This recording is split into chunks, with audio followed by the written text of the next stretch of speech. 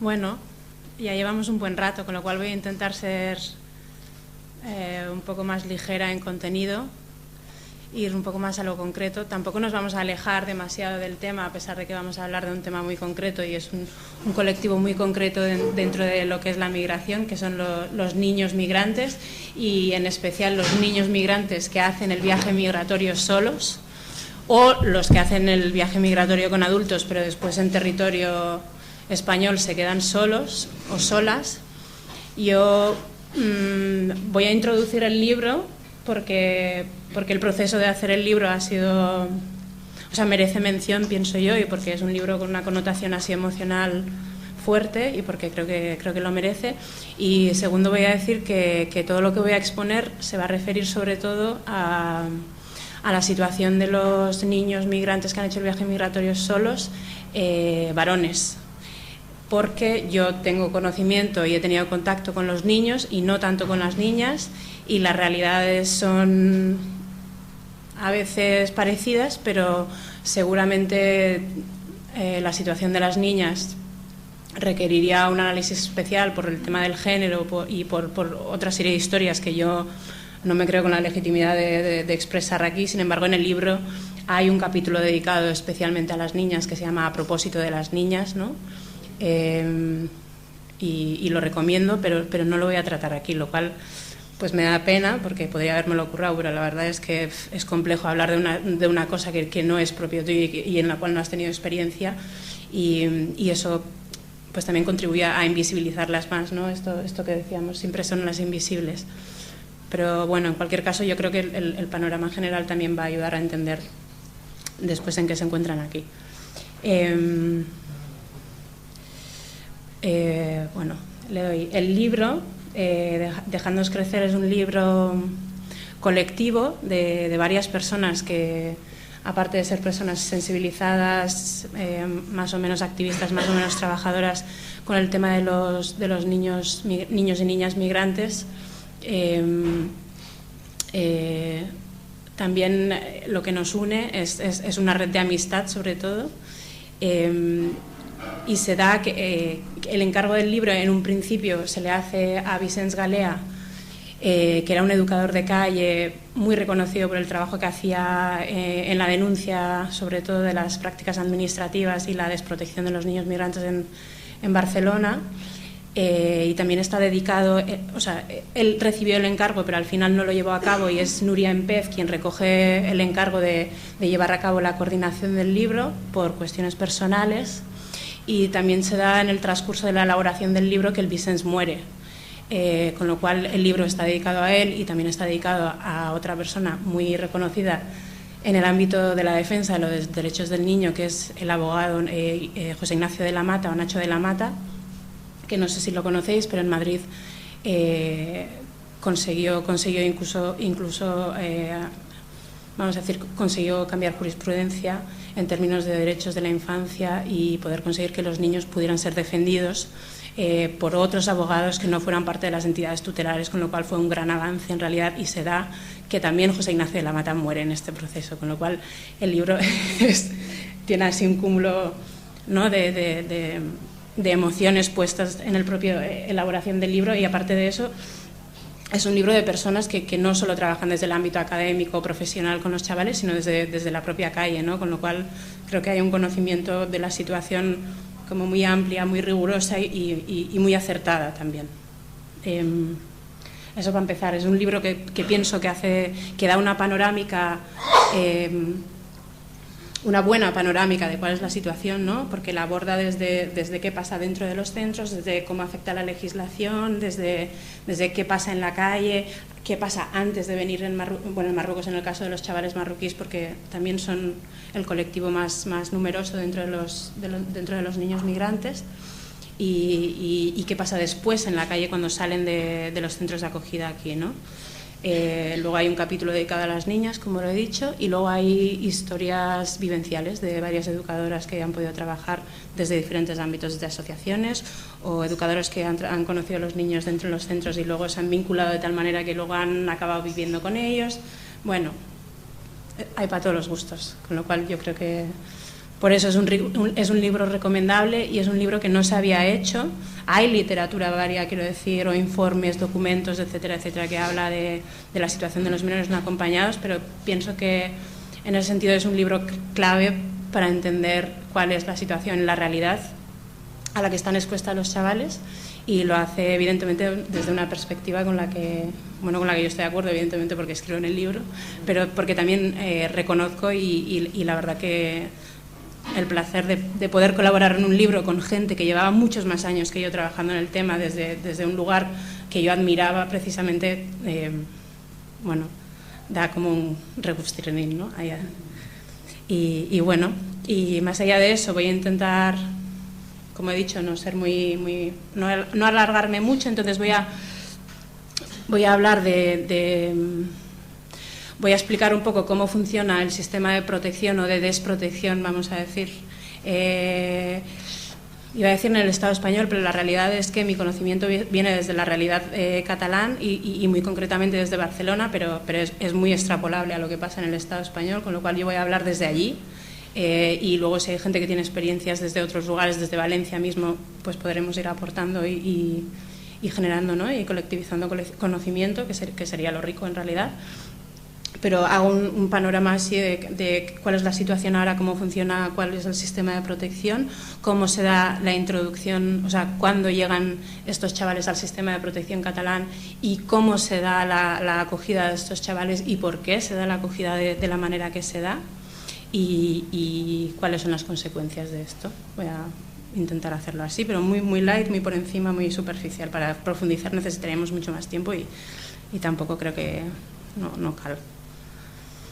Entonces,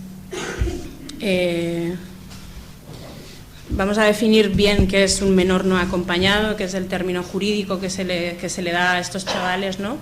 Que es un menor de 18 años que hace el viaje migratorio solo, sin acompañamiento, y llega al territorio y se encuentra en territorio sin ningún tipo de referente adulto, ni adulto que por costumbres, como pueda ser la kafala, no sé si vamos a decir por costumbres, se puede hacer cargo de él, ¿no? Que son así figuras que en la costumbre marroquí existe una figura que es la kafala, que es como la acogida en familia extensa o familia de confianza de alguna manera, que se puede hacer cargo, pero esto en un momento dado se reconocía, hoy en día no se reconoce la kafala, con lo cual ni siquiera eso, ¿no? Entonces son chavales que se encontrarán aquí solos o chavales que hayan podido hacer el viaje migratorio acompañados de alguna manera y después aquí se van a quedar solos ya porque el trato con la familia o el trato que ellos mismos hayan hecho con esos adultos haya sido el de ayúdame a pasar, ¿no? Me cuelo como niño, niña, hijo, hija, sobrina, lo que fuera y después me quedo solo. O porque se da un abandono de esa persona después de esa persona adulta después en territorio, o porque el propio niño decide yo me desligo y me voy a buscar la vida yo solo, esto también se da. ¿Vale? Entonces el sistema de protección estatal está construido, vamos a decir, la competencia de la entidad tutelar es autonómica. O sea que todas las comunidades autónomas tienen su propia entidad tutelar, lo cual hace que cada comunidad autónoma funcione más o menos de la misma manera, pero de manera diferente. O sea, sus organigramas, nombres que le vayan a dar las entidades tutelares van a ser diferentes. En el caso de Cataluña es la DGAIA, que es la Dirección General de Atención a la Infancia y Adolescencia, que se llama. Aquí no sé, ¿cómo se llama la de aquí? Vale. Pues igual en Madrid será la institución del menor en la familia, en Andalucía es la Junta de Andalucía para la Infancia o algo así, bueno, así, ¿no? Dentro de la propia DGAIA generalmente están los equipos de atención a la infancia y a la adolescencia, ¿no? Que serán, en el caso de los niños territoriales, son estos los equipos los que suelen hacer el diagnóstico primero, ¿no? El contacto con el niño o la familia en el caso, y si en el caso de haya que extraer el niño de la familia, estos hacen el estudio para luego derivarla a la medida que sea, ya puede ser acogida en familia extensa, acogida en centro residencial, etcétera, etcétera. En el caso de los niños no acompañados, como no existe esta relación previa en el territorio, no existe la figura de la EAIA. O sea, estos niños llegarán y para ser detectados, o como ellos ya bien saben cómo funciona generalmente, lo que hacen es presentarse en la propia policía. Entonces la vía de entrada al sistema de protección no es la administrativa, sino que es la policial, ¿no? Entonces, o alguien detecta al niño o el propio niño se presenta en la policía y el niño será llevado a la Fiscalía de Menores. Ahí lo que se hará será darle un número de identificación policial que será, pues eso, la identidad del niño frente a una administración, el número tal, ¿no? Ahí de alguna manera empieza la introducción del niño en el sistema de protección. Así, vamos a dejarlo así. Voy a hacer un pequeño recorrido histórico de cuándo entraron los niños en Cataluña y por qué se da esta entrada vía policial, vamos a decir, y no administrativa. El EDU nos da la oportunidad para situar la cuestión donde se tiene que situar, ¿no? Que es que en vez de estar hablando de políticas de infancia, vamos a hablar mucho de políticas de migración por el hecho de que son migrantes, a pesar de que tenemos toda una legislación que luego ya tocaré muy por encima, que dice que el menor de 18 años en territorio no puede ser discriminado por razones de origen, ¿no? O sea, que el menor prevalece la condición de menor al de extranjero. En cualquier caso, los primeros niños que llegaron al Estado español, menores no acompañados que llegaron al Estado español, se dice, esto es cuando se detectan, es más o menos en el año 96, y esto se da en Andalucía, ¿no? Porque es la vía de entrada, vamos a decir. En Cataluña, Barcelona concretamente, no se detectan hasta el año 98, sí, 98 más o menos, donde es del propio Vicens y el colectivo donde trabajaba él, que es el colectivo Drari, pones, ¿no?, alarma a la administración sobre la existencia de unos 200 niños más o menos en situación de calle en los barrios y las zonas así un poco periféricas de la ciudad, ¿no? Y avisa a la administración de que hay 200 niños que son de origen magrebí y que viven en la calle, expuestos a lo que significa vivir en la calle, ¿no? En un primer momento la administración ni se inmuta, quiero decir, estos niños no son nuestros, no son de aquí, por lo tanto no es competencia nuestra ni es nuestra responsabilidad hacernos cargos de estos niños. Y lo que viene denunciando Drari y una plataforma que se genera en ese momento es el PCDMID, que es la plataforma por los derechos del niño migrante, ¿no? Vienen a presionar a la administración, tanto vía reuniones, etcétera, por la vía mediática, y de decirle, hombre, no, aquí hay una legislación que dice que tú te has de hacer cargo de estos niños por obligatoriedad, ya no por responsabilidad ética, ¿no?, sino porque tienes una legislación que dice que esto es responsabilidad tuya. Entonces, varios años de lucha hacen que por fin, más o menos en el año 99, bueno, sí, un par de años, entre el año 99 y 2000 se da la incorporación de, o sea, el sistema de protección catalán dice, vale, ok, me voy a responsabilizar de ellos.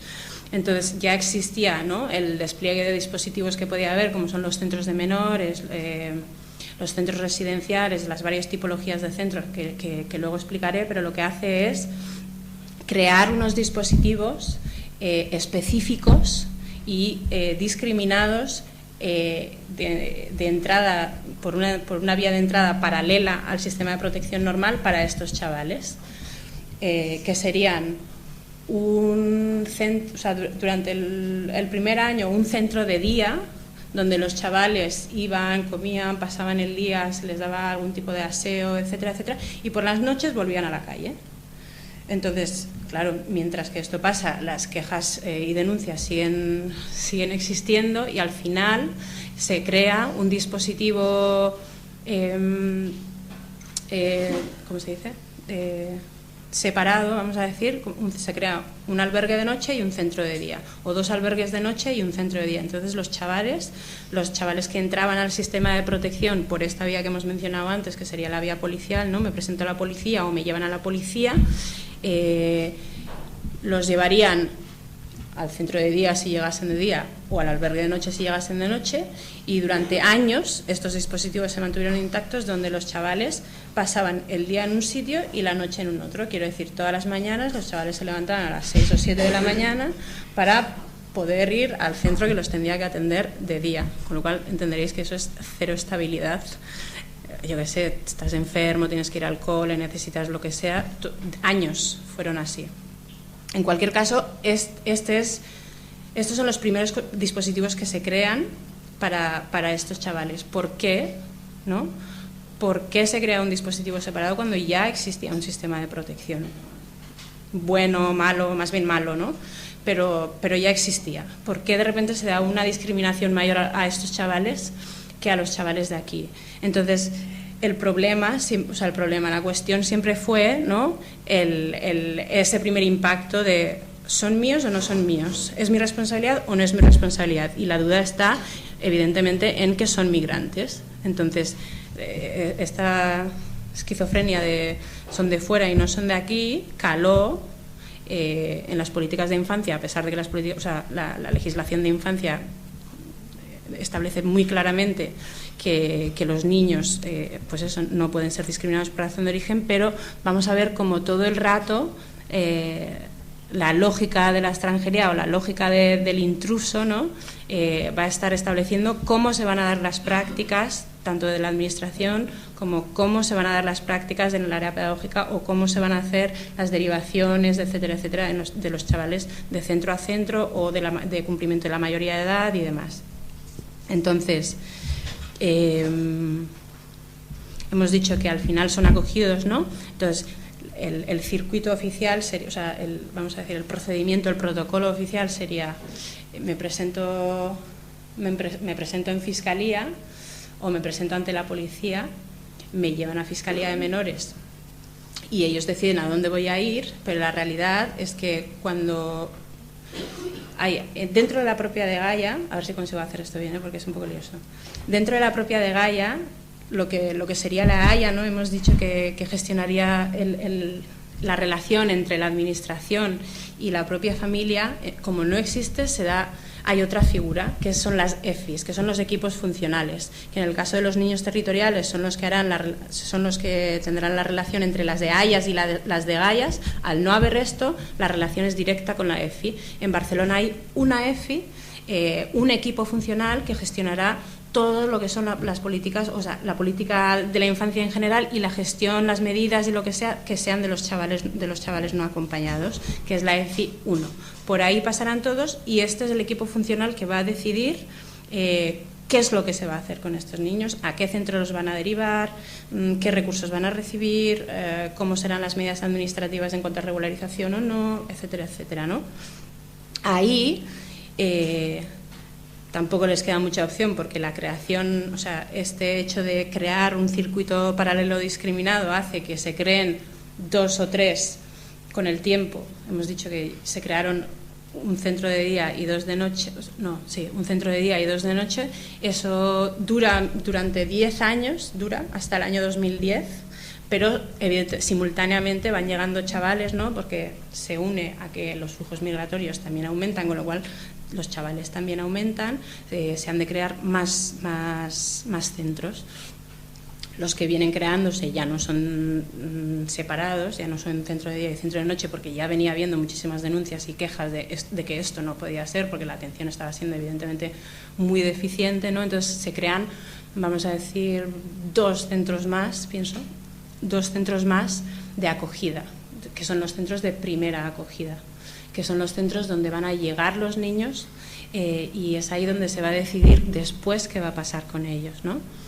Estos 2 centros de acogida van a ser para menores no acompañados. Lo que quiero decir es que los menores no acompañados llegan y son directamente metidos en un circuito separado solo para ellos, lo cual crea un circuito guetificado absolutamente, ¿no? Y los chavales todos van a entrar he intentado hacer un pequeño esquema ahí, ¿no?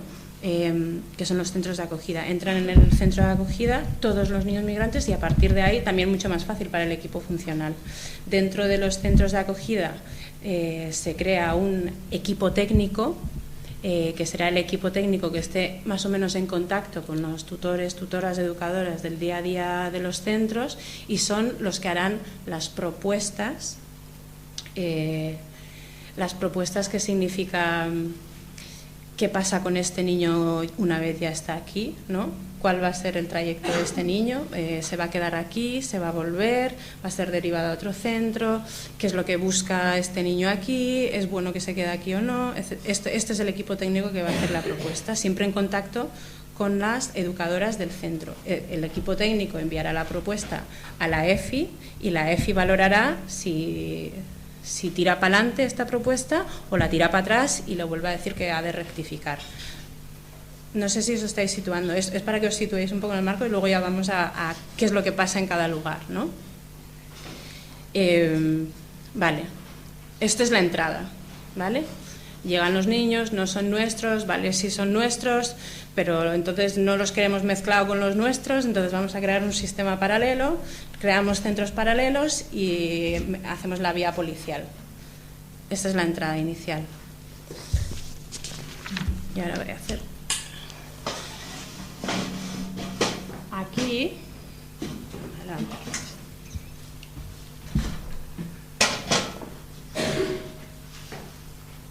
Lo que pasa, o sea, esto pasa evidentemente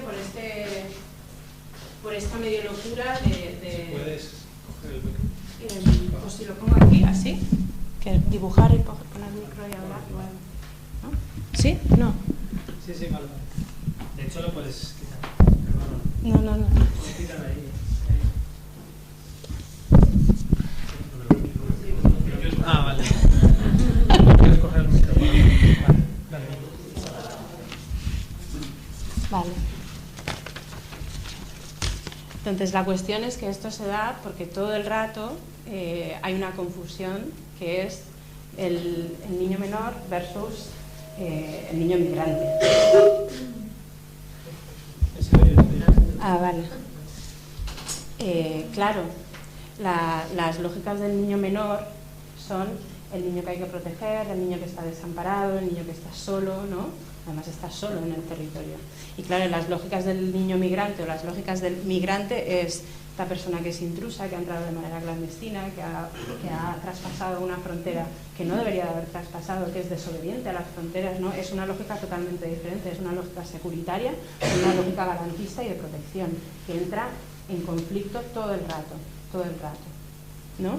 Y esto aquí, este conflicto, esta medio locura de conflicto, es lo que pasa, es lo que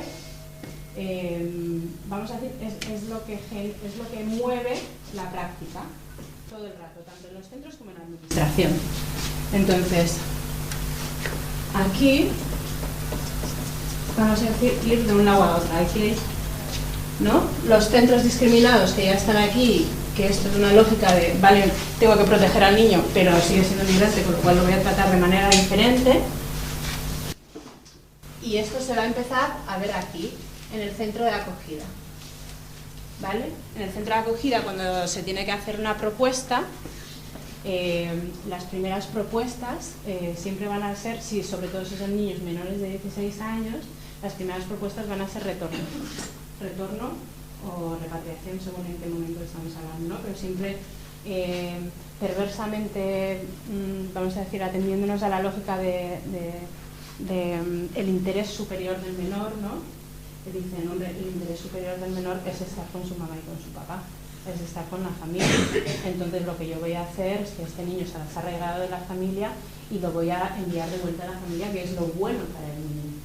Pero evidentemente no estamos teniendo en cuenta que ese niño ha decidido hacer un periplo migratorio teniendo en cuenta y siendo muy consciente de todos los riesgos que comportaba, ¿no? Que es cruzar el estrecho de la manera que la haya cruzado, ya ha podido ser debajo de un camión, ya ha podido ser en un barco subiéndose al puerto, ya ha podido ser ateniéndose a otro tipo de redes de movimiento, etcétera, etcétera,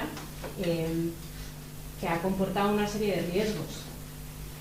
Cuando nosotras cogemos y decidimos que el niño se va a ir de vuelta, porque esto ha pasado, ¿no? Que el niño se haya ido de vuelta y el niño haya vuelto a hacer el mismo periplo migratorio y haya vuelto a... O sea, los estamos volviendo a exponer a ese riesgo o potencialmente podemos volver a exponer al niño a ese riesgo, con lo cual hay bueno, hay una desresponsabilización del niño de su propia decisión o de su propio proyecto migratorio, ¿no? En cualquier caso, la mayoría de los propuestos suelen ser de retorno hasta que el niño dice no, no quiere volver, y entonces veremos qué pasa con el niño. Pasará un tiempo en el centro y se decidirá si el niño tiene que ir a un CRAE, que son los centros residenciales de acción educativa, como se llaman en Cataluña, aquí no sé cómo se llama, un centro residencial, que es un centro de larga estancia, ¿no? Un centro donde ya se supone llevas a cabo bueno, vamos a decir, el proyecto educativo que se ha decidido para ti o en el que tú has colaborado, no según el centro, con mejores o peores intenciones o maneras de hacer, o si serás derivado a un CREI. Esto es un eufemismo para decir un centro de modificación de la conducta. Un CREI es un centro residencial de educación intensiva, le llaman, que no dejan de ser centros semicerrados, les llaman los chavales, ¿no? No son justicia juvenil porque evidentemente tú no has cometido ningún tipo de delito, con lo cual no es una cárcel de menores, pero sí son chavales denominados disruptivos, chavales con dificultades de la conducta, bueno, toda esta terminología que se utiliza, ¿no? Entonces en estos centros, los centros son mucho más cerrados, mucho más normativizados, los horarios son, bueno, así, bueno, no sé si conocéis las instituciones totales y los centros de acogida ya son así como muy hipernormativos, pues un CREI será el doblemente de hipernormatividad que tendrá, ¿no? Tendrá un régimen sancionador mucho más duro, un régimen de salidas o de entradas mucho más vigilado, una permisividad vamos a decir, a la libertad de conducta mucho más rígido, etcétera, etcétera. Y luego están los centros terapéuticos, que serían los centros donde irían los niños con un diagnóstico de algún tipo de patología. Esto todo es teoría, ¿eh? Estoy haciendo cómo se conforma, esto es todo teoría, porque luego en la práctica vemos que se juega y se chanchullea y se hacen tejemanejes y cosas, porque las propias entidades necesitan justificar qué es lo que hacen, ¿no? Entonces, si tengo un niño muy movido, pero no lo suficientemente movido como para enviarlo a un CREI, lo que voy a hacer es aumentarle las incidencias, ¿no? Voy a agravar estas conductas que tienen para que yo pueda justificar ante la administración que el niño pueda ir a este centro, a este tipo de centro, este tipo de cosas, ¿no? Pero en cualquier caso os voy a dibujar un poco el panorama. Luego están los centros terapéuticos que hemos dicho que son, yo pienso que son los más jodidos, porque de alguna manera al niño se le tacha de enfermo, ¿no?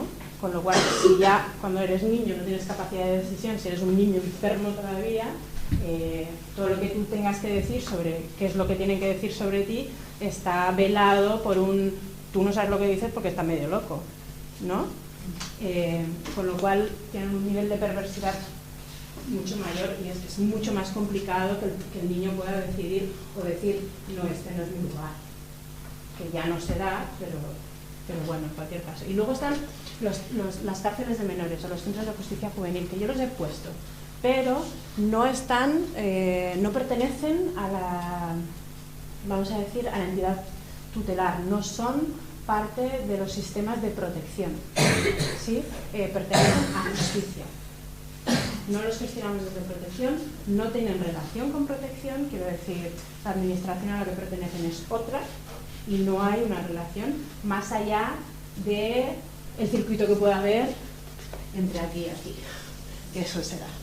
Pero las administraciones no están relacionadas, ¿vale? Sí me explico cuando digo esto, ¿verdad? Vale. Entonces, ¿qué pasa dentro? Vamos a ir a qué pasa dentro.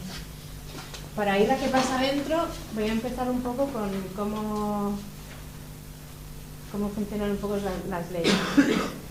Entonces, hemos dicho que los chavales migrantes están sujetos a una realidad particular por el hecho de que sean migrantes, a pesar de que son niños, ¿no? Pero entonces, el marco legislativo donde se enmarca la acción, vamos a decir, está regulada por estas dos lógicas legales, ¿no? Que por un lado está la de extranjería, donde podríamos encontrar la ley de extranjería, ¿no? La 4/2000 creo que aparecerán, o sea, en teoría, en este marco, o sea, en esta ley no deberían aparecer los niños, porque los niños pertenecen a otro lugar que es que son las leyes de infancia, ¿no? Las leyes de protección de la infancia, pero, claro, el hecho de que sean migrantes y el hecho de que solo tenga protección por el hecho de ser menor, significa que hay que regular cómo estos niños migrantes no estarán aquí, sino aquí. Y eso significa que regulamos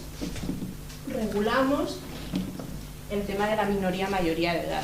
Hay que asegurarse de que los niños verdaderamente sean niños, porque si no son niños ya no pueden entrar aquí, sino que estarían aquí y su realidad sería totalmente diferente, no tendrían derecho a la protección, ¿no? Entonces, los artículos que hacen referencia a los niños migrantes en la ley de extranjería se van a referir a cómo vamos a determinar si son menores o mayores, ¿no? Y son los del artículo 35. El artículo 35 luego nos va a dar lugar a entender qué es lo que va a pasar aquí. Pero en cualquier caso, estas son las referencias que vamos a encontrar en la ley de extranjería en cuanto a menores no acompañados. Luego está toda una legislación, un montón de leyes, ¿no?, que van a hacer referencia a la protección de la infancia, y esas son muchas, ¿vale? Yo aquí he hecho un triángulo, y lo he hecho, y esto no es estrategia propia, sino que lo hacía Vicens en las charlas, y es como yo llegué a entender qué pasaba, que era, ¿cómo se llama? El triángulo de Kelvin, o algo así le llaman a esto. Yo no soy jurista, ni abogada, ni nada, pero bueno. Entonces están las leyes internacionales, ¿no?, que son el Convenio de Derecho del Niño, la Declaración Universal de Derechos Humanos, que son las que la Constitución española ratifica y por lo tanto ha de tener en cuenta a la hora de hacer sus propias leyes orgánicas, con lo cual sus leyes orgánicas no pueden contradecir, ¿no? La Constitución no puede contradecir estas leyes y estas leyes orgánicas no pueden contradecir lo que dice la Constitución. Aquí, en las leyes orgánicas, encontraríamos la Ley de Protección del Menor, también la ley penal del menor, pero bueno, ahora no vamos a hacer referencia a eso, sino que las leyes de protección estarían aquí, ¿no? La ley de protección del menor en cuanto a leyes orgánicas. Luego están las leyes autonómicas, que tampoco se puede contradecir con las leyes orgánicas. Entonces, en el caso de Cataluña está, no sé cómo se llama, porque están teniendo un jaleo y ahora hay una nueva ley, pero es la ley de participación y no sé qué de la infancia, no sé qué, 2010. En cualquier caso está la ley que hace referencia a la protección de la infancia de la comunidad autónoma. Valencia tendrá la suya. A partir de aquí abajo están otro tipo de documentos jurídicos, legales, etcétera, etcétera, ¿no? Decretos, sentencias, cuestiones que yo no sé, que se habrán llevado a juicio, por ejemplo, y ayudan a rectificar cosas que hayan podido pasar y hacer que esto se vaya cumpliendo. Y luego aquí abajo encontraríamos otro tipo de documentos más bueno, como aquí estarían las normativas. De alguna de las normativas del centro, las normativas que tiene la propia Dgaia para regular tal o cual, lo que fuera. En cualquier caso, las normativas tampoco pueden contradecir los decretos y las sentencias, y estos tampoco pueden contradecir aquí, no sé qué, no sé. ¿Qué es lo que pasa? ¿No? Y aquí introducía el Vicens la gran idea, que era, aquí las normativas las tachaba y decía, este es el lugar de las ideas geniales. ¿Vale?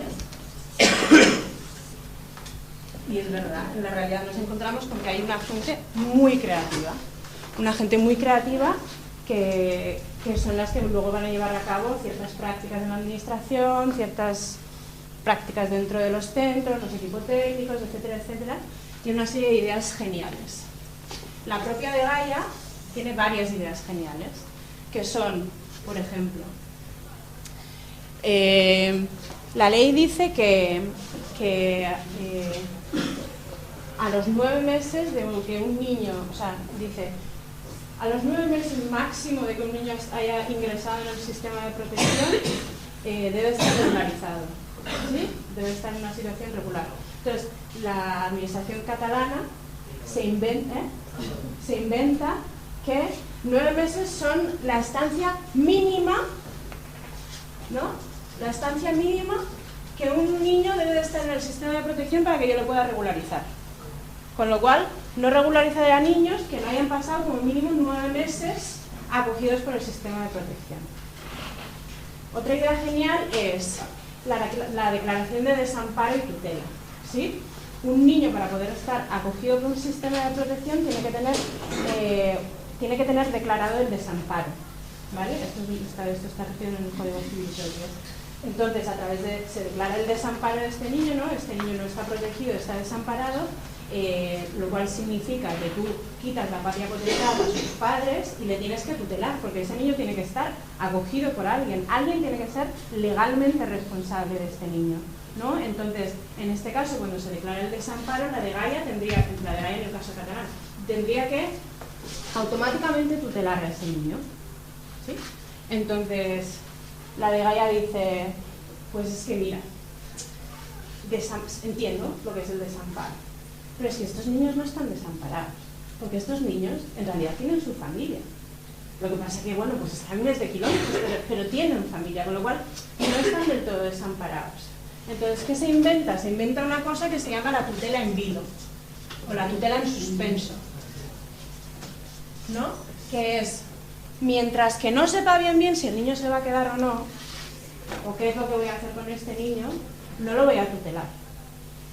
Tampoco lo voy a declarar el desamparo, porque si declaro el desamparo lo tengo que tutelar, ¿no? Entonces ahí juega un tiempo donde el niño no es responsabilidad de nadie exactamente, ¿no? Quiero decir, hace muchos años que no pasa una cosa así, pero me acuerdo de Vicens como contaba una situación cuando él estaba, que un niño murió en este tiempo de no declarar el desamparo, ¿no? ¿Qué pasa? ¿Quién se hace responsable de este cuerpo ahora en este caso? Pues nadie.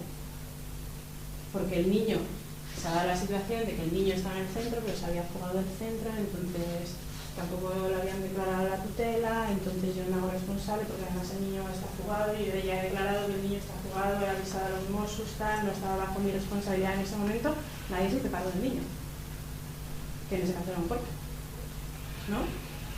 Claro, la familia reclama al niño, el cuerpo, ahí se movieron asociaciones, pudieron hacer una devolución, pero es complicado, o sea, ¿quién juega a qué? Estas ideas generales luego tienen consecuencias en las vidas de estos niños. Más, yo qué sé, no jugar a que el niño tiene que pasar 9 meses en el centro, comporta no atender un principio de realidad, que es que hay una movilidad increíble entre estos niños y sobre todo cuando el objetivo del niño es poder conseguir una situación medio estable para poder, o sea, los niños ya sufren un choque de, o sea, un choque de realidad cuando llegan, ¿no? Porque vienen con una idea de que esto evidentemente es el paraíso, o que yo voy a poder conseguir trabajo y voy a poder ayudar a la familia, y etcétera, etcétera, y la realidad no es así. O sea, la realidad es que yo, cuando me he ido de mi casa, he asumido una serie de responsabilidades más propias de una persona adulta, pero sigo siendo un niño con mis herramientas de niño, ¿no? Con mis herramientas de gestión emocional, corporales, físicas, etcétera, de un niño. Me encuentro con una sociedad de acogida que estigmatiza de manera brutal lo que yo soy, más ni siquiera me va a dar los papeles que yo necesito para quedarme, a pesar de que tenga derecho a ellos, más me está diciendo, cuidado que tú eres un niño, a pesar de que yo me he cruzado el estrecho de la manera que lo he cruzado. Imagínate que tengo 15 años, pues no, ahora no puedo salir ni solo a la calle, que no puedo salir, tengo que salir con el educador, ¿no? Estas cosas a los niños les hacen, bueno, generar situaciones dificultosas, más que además no sé si me van a dar los papeles, porque me dicen que mi familia no colabora, porque necesitan un papel de mi familia, pero mi familia igual vive en el 5º carajo de Marruecos, en una zona rural donde no me pueden enviarlo. O no, igual viven en Tánger, pero yo qué sé, no tengo una familia colaboradora. Y depende de ellos, ¿no? Dependo de ellos para que envíen el papel, para que me puedan hacer los papeles. Mientras que esto hace que pase el tiempo, ¿no? Pasa el tiempo, yo me angustio, más me tengo que afrontar una realidad nueva, en una sociedad nueva, en un centro hipernormativo, donde me dicen que tengo que hacer esto y esto y lo otro, y tengo que ir a cursos de formación y me tengo que levantar a las... O sea, quiero decir, es un choque de cambio de vida brutal, ¿no? Entonces ni los centros ni la práctica, quiero decir, tienen en cuenta cuál es la realidad o cuáles son las necesidades reales de estos niños, ni la legalidad que ellos interpretan y aplican les ayuda de ninguna manera, ¿no? Entonces, aquí. Luego la otra idea genial, que es la que se ha extendido. Bueno. Otra idea genial ha sido la de las pruebas de edad. Supongo que quizás de esto habéis oído más, ¿no? Las pruebas de edad que nos vuelven aquí, ¿no? Tenemos que demostrar que estos niños son niños, porque si no son niños los podemos dar la patada mucho más fácilmente, que es lo que estamos intentando desde el principio, pero tenemos que hacerlo bien. Entonces, ¿cómo lo hacemos?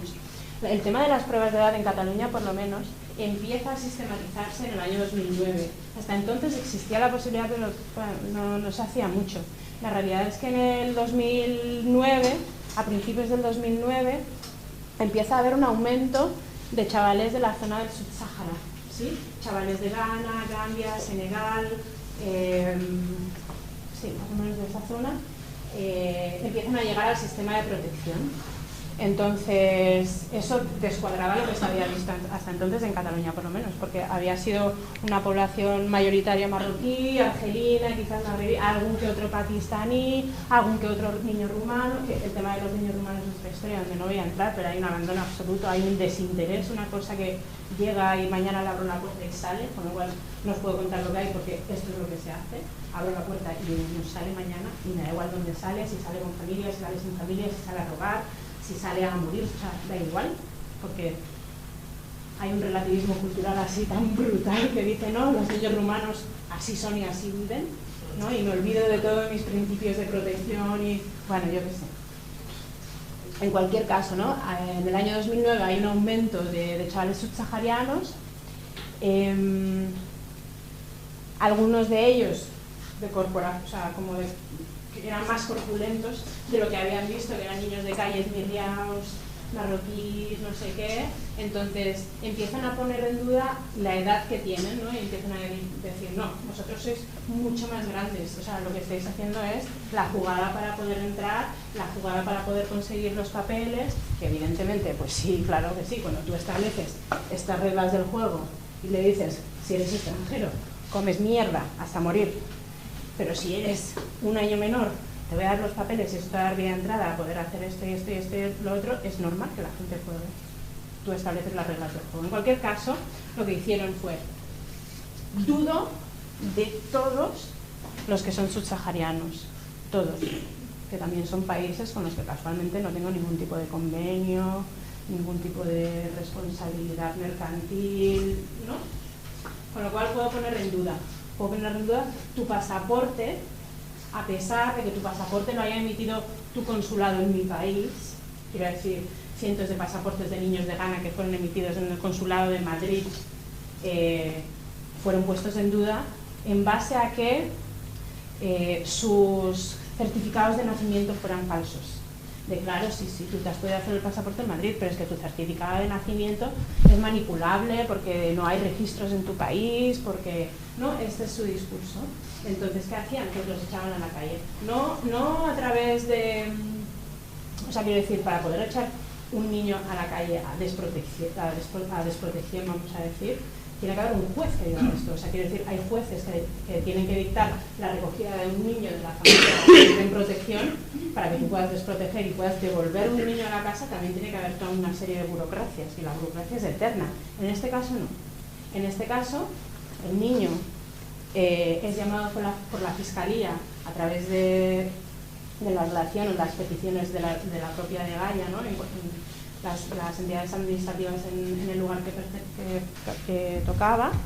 La Fiscalía llama al niño, le lleva al hospital, le hace unas pruebas que son las pruebas de Greulich-Pyle, que consisten en una medición ósea de la mandíbula, de la muñeca y del omóplato, y una revisión de los genitales.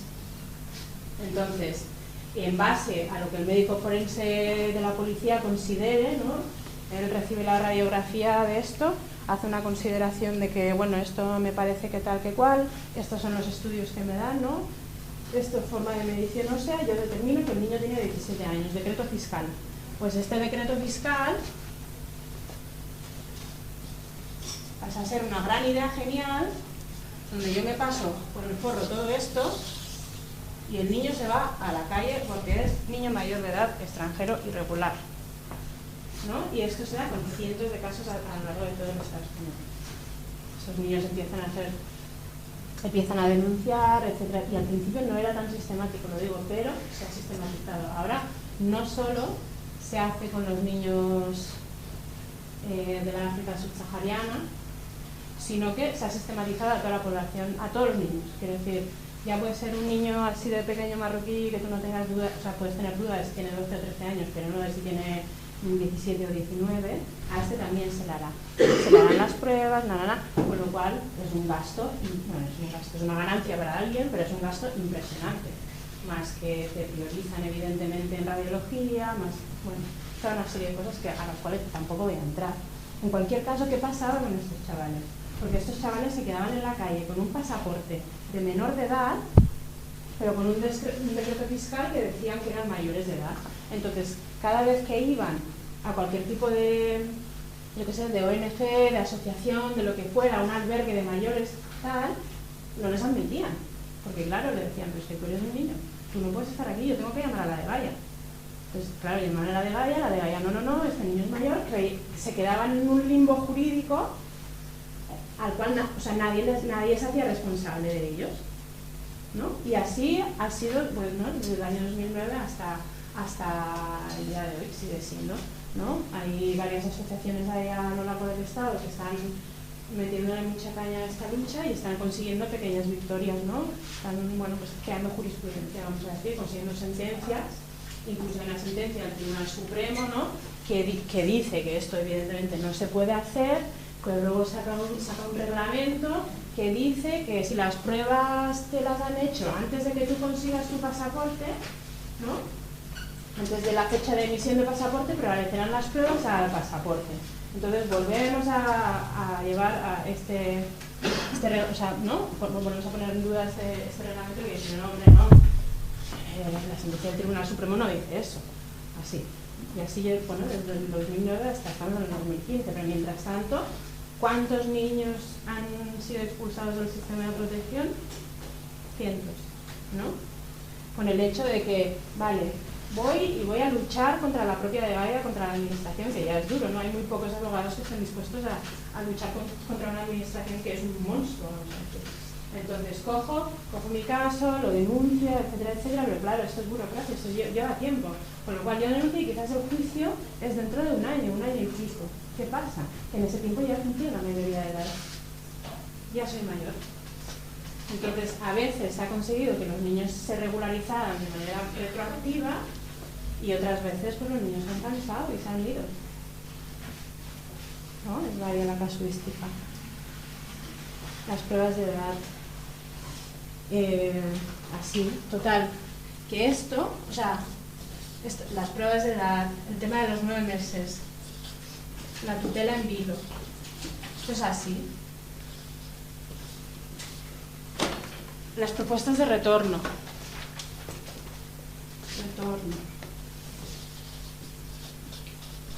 Esto es particular. Ahora hay que hacer como un recorrido, ¿no? De cómo llegamos a las propuestas de retorno.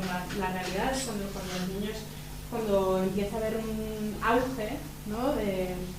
de chavales no acompañados en el Estado español, que sería ahí entre el año 2000 y pico, ¿no? Igual que aumenta la población migrante, también aumentan los chavales. Entonces la de Gaia, y Madrid también, o sea, lo que hacen las entidades tutelares es repatriar a los niños. En esa época, a pesar de que fuera ilegal, se repatriaron niños. ¿Cómo lo hacían? Sin ningún tipo de permiso, ni beneplácito del niño, ni a veces ni conocimiento del niño. Quiero decir, a veces ni siquiera se les avisaba de que la propuesta era de retorno, pero la realidad es que se llevaba a cabo la repatriación, que fue ahí la lucha grande de Nacho de la Mata, ¿no? De conseguir, Nacho consiguió, si no me equivoco, que un niño bajase del avión, ¿no? A última hora, que era, el niño no quiere volver, tiene derecho a estar aquí, lo que pasa que quien le defiende es el verdugo que le maltrata, que es la propia entidad administrativa, o sea, tutelar, Entonces consigue que se le pueda defender de otra manera. ¿Cómo lo hacían? A través de, en Barcelona lo que hacíamos era denominar representantes legales, que era un papel que te inventabas tú, así porque me lo saco de aquí, que dice, el niño, ¿no? Era como hacer una comparecencia. Yo permito, o sea, no sé, no me acuerdo ahora muy bien, pero era, yo permito que esta persona pueda ser mi representante legal, con lo cual pueda, y no estamos hablando de abogados, esto se dice con educadores de confianza, ¿no? Permito que esta persona que es adulta me represente en las cuestiones legales y me ayude con esto, ¿no? Entonces esa persona se encontraba con un abogado, si fuera posible, pues ya se cogía la venia, etcétera, etcétera, pero hubieron casos donde la propia administración enviaba a la policía a los centros a las 5 de la mañana, a las 6 de la mañana, evidentemente con una colaboración de los educadores que trabajaban en el turno. Se cogía a los niños, se los metía en un avión, en un coche, en un autobús, lo que fuera, y se les llevaba a la frontera con Marruecos. En Marruecos la inmigración clandestina es ilegal, quiere decir, está considerada como delito, con lo cual la entrega del niño se hacía a la policía, no a la familia, y había casos donde la familia ni siquiera tenía conocimiento de dónde estaba el niño, porque tampoco sabía que se lo iban a devolver, ¿no? Pues claro, hubieron casos donde la familia donde la familia fue extorsionada por la policía para conseguir el niño de vuelta, donde el niño fue sometido a una situación de maltratos por parte de la policía, bueno, situaciones varias, ¿no? Otra vez, varias asociaciones, entre ellas de ARI, Raíces, la Coordinadora de Barrios de Madrid, etcétera, etcétera, ponen el grito en el cielo, ¿no? De qué está pasando aquí. Se consigue que las repatriaciones paren,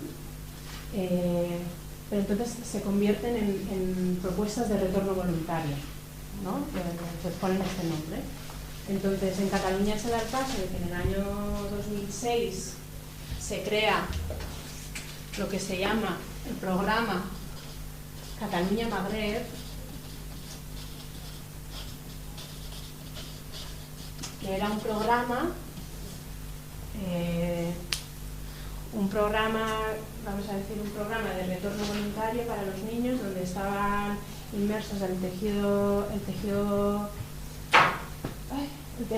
empresarial catalán, pero en Marruecos, y el objetivo era que el niño pudiera ser retornado a Marruecos bajo el trato de que allí se le daría formación, tendría trabajo, etcétera, etcétera, ¿no? Vamos a decir que se extrapolaba el sistema de protección de repente a Marruecos, porque Marruecos no tiene, no tenía, y ahora ahí está, no tiene un sistema de protección de servicios sociales, vamos a decir.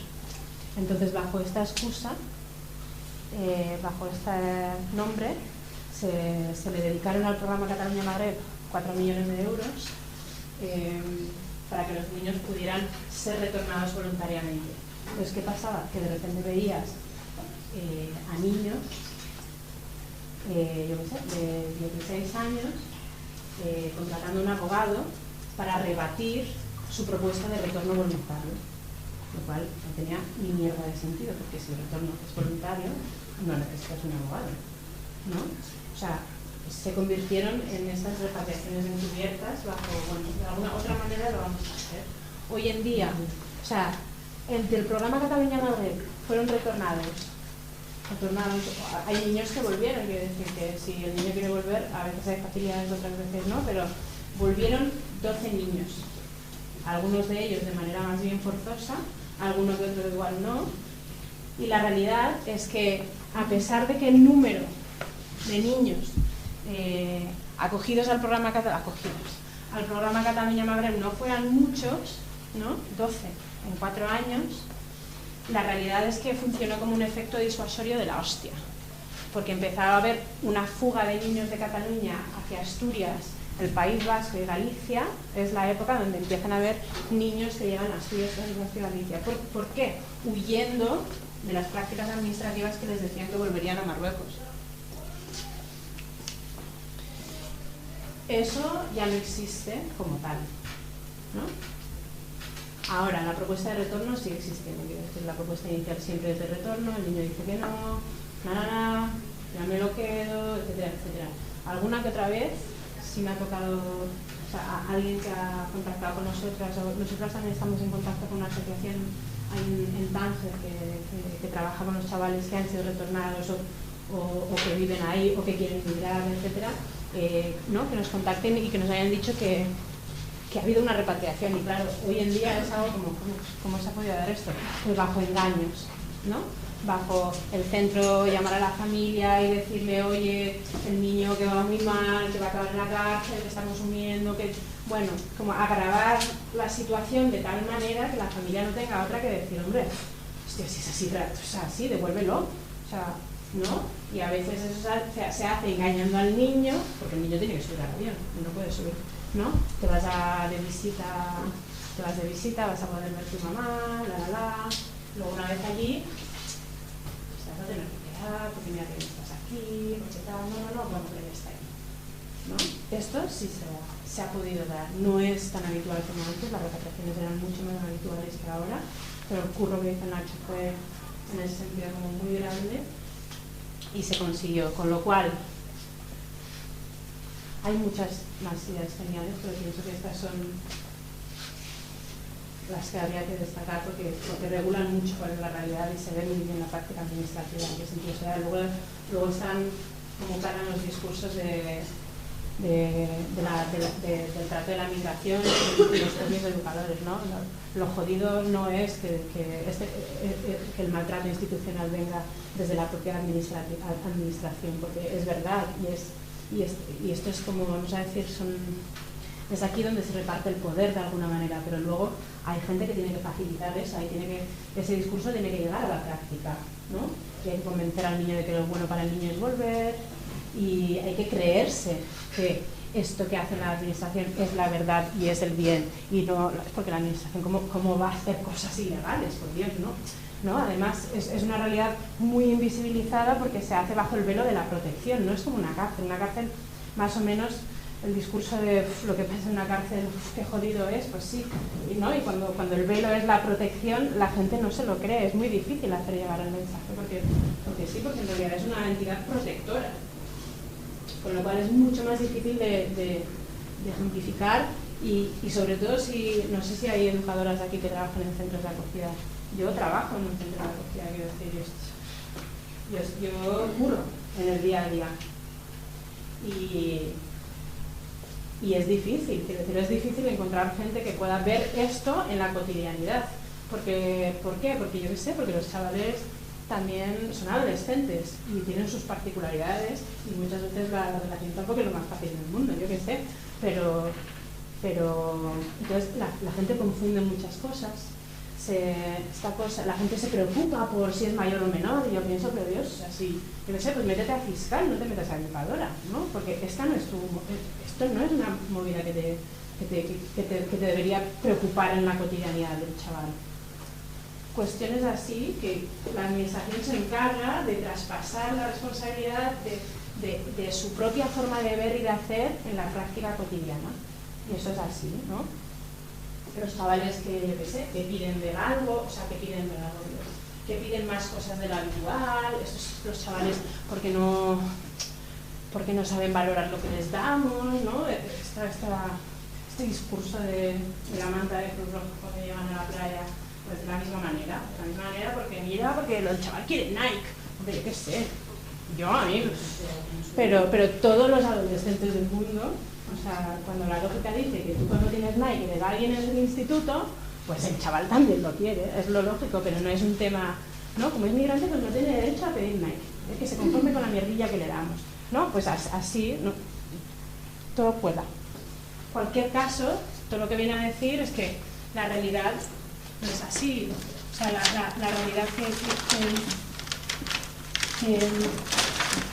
que rige, vamos a decir, es así. Las ideas geniales mandan. Las ideas geniales mandan. Mandan por encima de la Constitución, mandan por encima de todo el derecho internacional, ¿no? Y eres una loca si piensas y dices que esto que hacen, ¿no? Yo veo que aquí hay cosas raras, porque la ley dice tal y claro, te mira. Entonces sí, eso no es tu labor, que tú eres educadora, ¿no?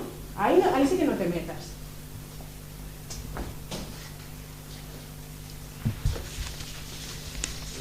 Y pues poco más en realidad. Yo creo que ¿Cómo es la relación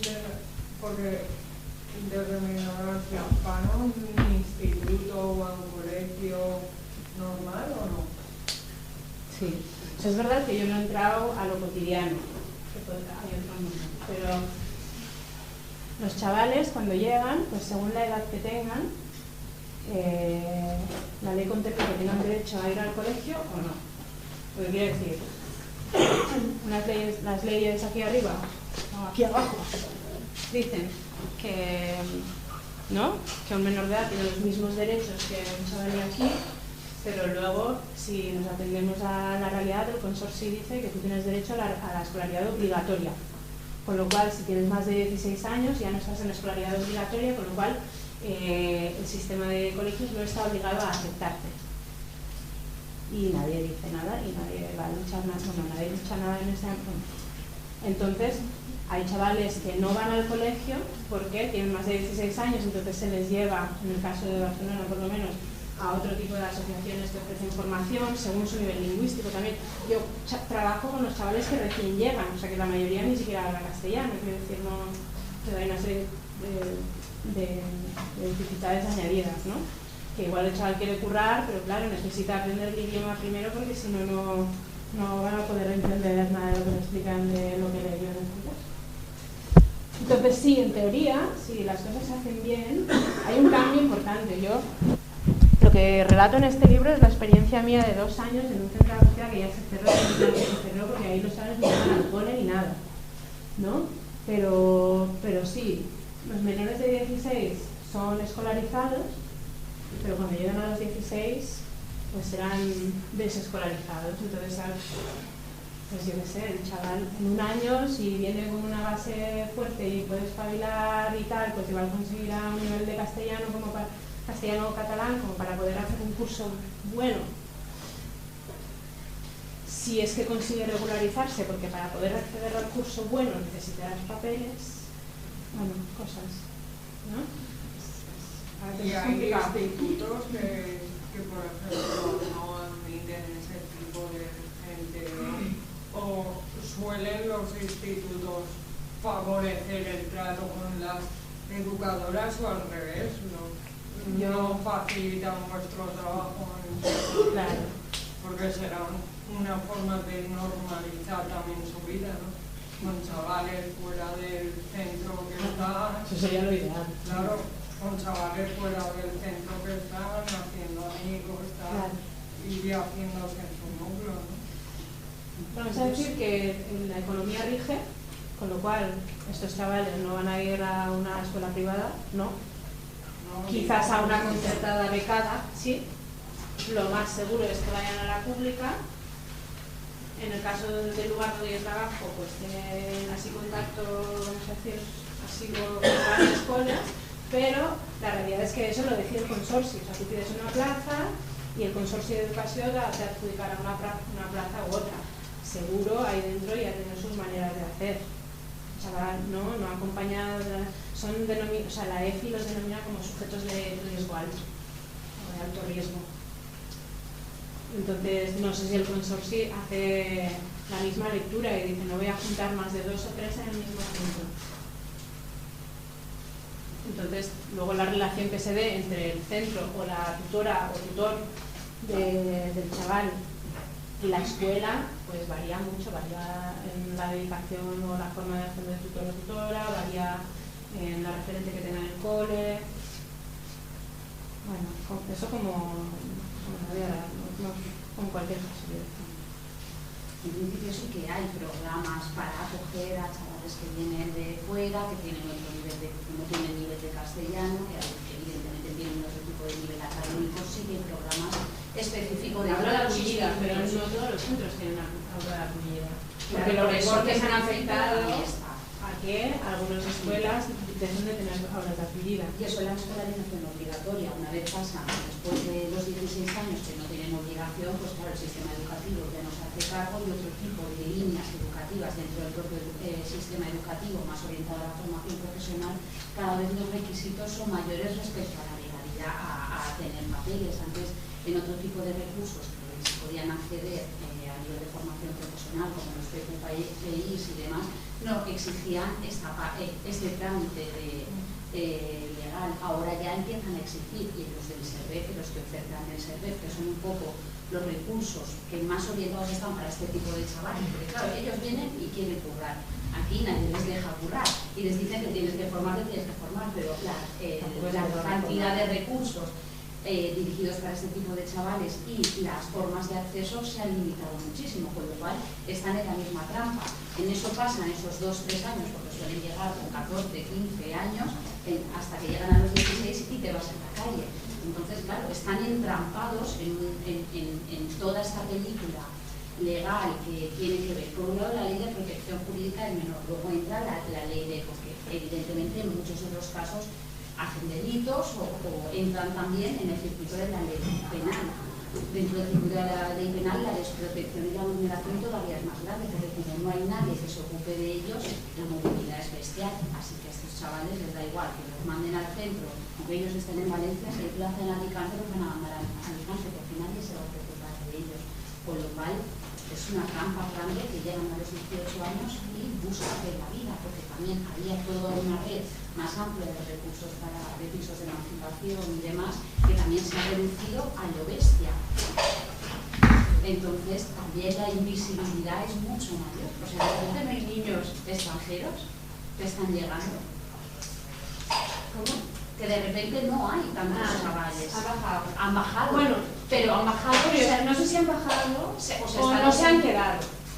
Lo que ahora es una ruta abierta hacia Alemania, Bélgica, ahí está, o están en un limbo de recorrido por distintos sitios del Estado español o de otros países. Esto es jodidamente perverso, porque, y por eso digo que está muy relacionado con la política migratoria, porque cómo hacemos las cosas durante la infancia, que es cuando tienen la oportunidad de sentarse, poder formarse, aprender a cómo buscarse la vida, porque la realidad es que su situación cuando sea mayor va a ser más complicada que la de los niños de aquí, ¿no? Porque van a ser inmigrantes. La realidad es que deberían de, inmigrantes tal como los establece la ley, quiero decir, pero la ley establece, y esto nunca se hace, esto sí es para mí una movida, que es que si tú has pasado 2 años en el sistema de protección, y uno de esos 2 años has estado regularizado, la ley prevé nacionalidad. Tú podrías ser nacional a los 2 años, o sea, podrías olvidarte de todo el puto entramado de las políticas migratorias, y esto no lo hace ni el Estado, nadie. Con lo cual, estos chavales, en el mejor de los casos, salen con la primera o la segunda renovación cuando son mayores de edad, ¿no? Se encuentran en una sociedad difícil o complicada, yo qué sé, ¿no? Bueno, la mayoría de nosotros no hemos salido de casa a los 18 años, no sé, no piensa, ojalá que sí, pero pienso que no. Esos chavales se encuentran con un búscate la vida a los 18 años y búscatela además en una sociedad que es especialmente dura, ¿no? Ya sea por choque cultural, ya sea por una situación donde los chavales tengan muchas dificultades para encontrar trabajo, porque esta residencia la tienes que renovar al año.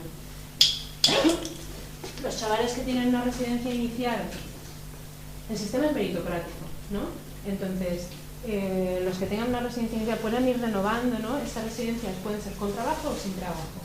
Entonces, los que sean sin trabajo y quieran renovar tendrán que demostrar que tienen medios de vida, pero claro, tú no has podido trabajar para demostrar que tienes medios de vida. Entonces, ¿cómo demuestras que tienes medios de vida? Pudiéndote vincular a una asociación para la acogida de mayores de edad, ¿no? Estos programas para extutelados les llaman. Pero ¿cómo es el acceso al programa para extutelados? Es que si tú has tenido un buen recorrido, o sea, si has sido un niño obediente y sumiso, pasarás a un programa de extutelados y ahí se te dará cobertura, vamos a decir. Entonces, ahí esa asociación será la encargada de justificar tus medios de vida. Ahora, si tú has sido un niño un poco más removido, con más movilidad, con más problemas de adaptación, con otra serie de cuestiones que han condicionado que tu recorrido por el sistema de protección no haya sido el ideal, ¿no? Vas a acabar seguramente, o sea, la regularización, imagínate que acabas con la residencia, pero te quedas en la calle. En la calle, o sea, tú tienes que sobrevivir, de alguna manera. Hay chavales más o menos resilientes que se buscan la vida, pero esto te obliga a tomar unas ciertas decisiones. No, me busco la vida con colegas que me dan cobertura, o me busco la vida y hago pequeños hurtos, y esto me da para comer, ocupo una casa porque necesito vivir en algún lado. Bueno, una serie de opciones que evidentemente no son las que la sociedad dictamina, que son las del ciudadano ejemplar, ¿no?